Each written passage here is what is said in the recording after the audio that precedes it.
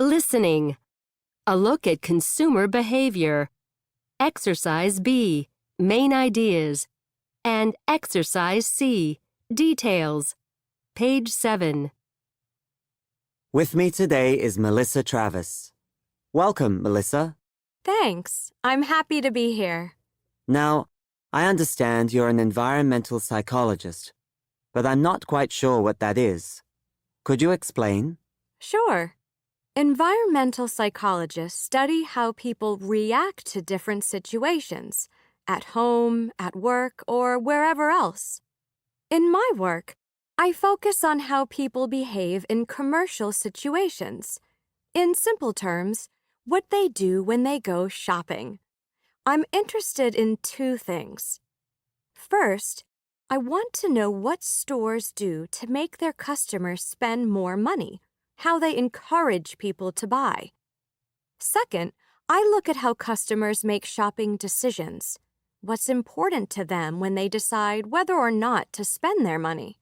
So you look at the psychology of shopping. Isn't it pretty easy to predict shopping behavior? Don't most people just buy what they need and then leave the store? Actually, no. The way that a consumer behaves when shopping is often complex. How so? Well, for instance, there's the issue of personal space.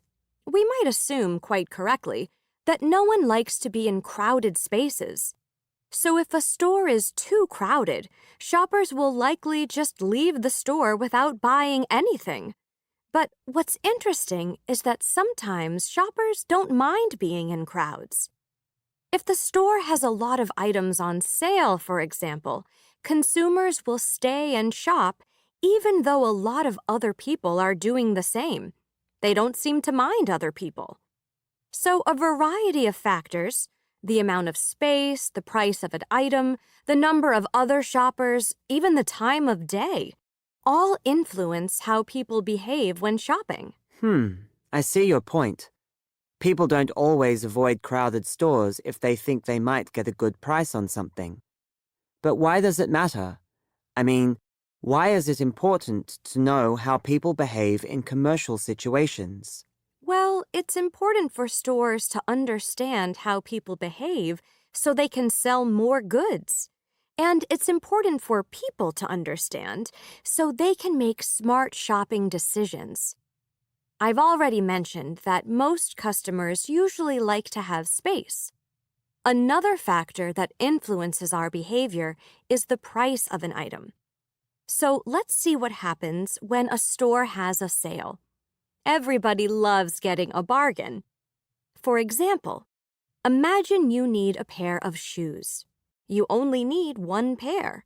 But when you go to the store, you see a sign saying that if you buy one pair, you get a second pair at 50% off.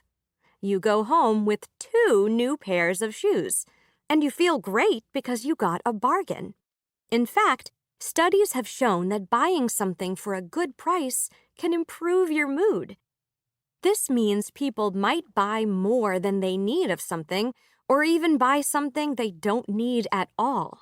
So you're saying that stores are trying to influence how we behave in order to encourage us to spend more? Does that mean some of my decisions about what to buy are not really my decisions? Well, I can't say that's always true, but to some extent, yes.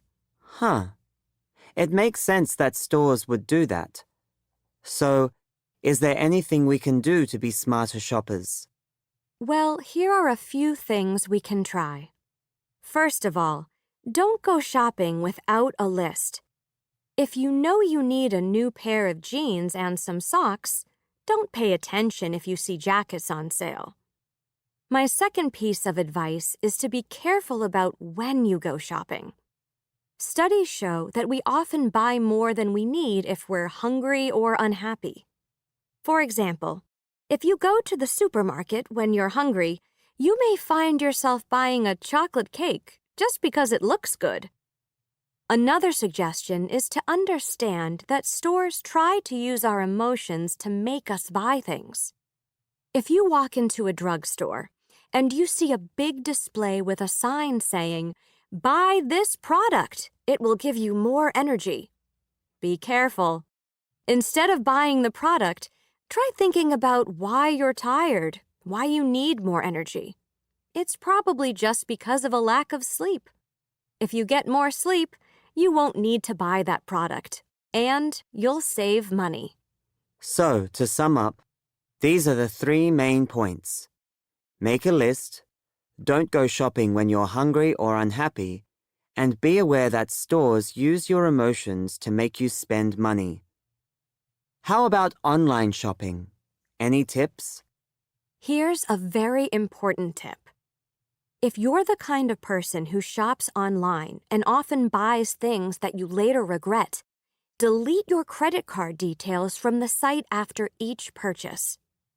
If your card is not saved on the website, you'll have to enter the details each time. Having to do that gives you time to think, and during that time, you may decide you don't really need another shirt or pair of shoes.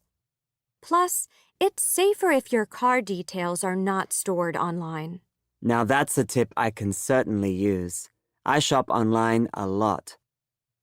We've been talking to Melissa Travis, an environmental psychologist whose work focuses on shopping. Melissa, thank you for speaking with us. You're welcome.